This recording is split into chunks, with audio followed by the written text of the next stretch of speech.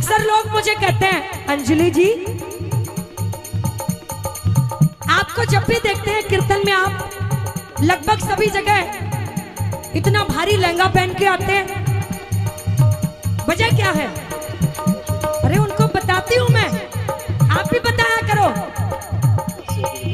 जब मेरा बाप इतना सज के रहता है तो मैं भी उसकी बेटी हूं, बन ठन के रहती हूं।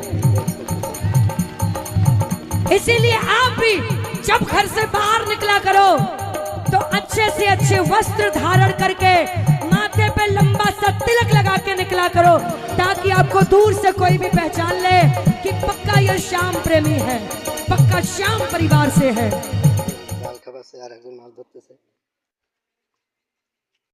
দেখেন আপনারা সবাই আলিমের রাস্তা, এই রাস্তায় সোজাসুজি অফিস দিকে যাচ্ছে। আপনারা সবাই দেখেন, দেখে যদি ভালো লাগে তো কমেন্ট করে জানান, আর বেশি বেশি করে শেয়ার করেন। সবাই ভালো থাকুন, আমাকে জন্য দোয়া করেন। আসসালামু আলাইকুম, ধন্যবাদ সবাইকে, আল্লাহ হাফেজ।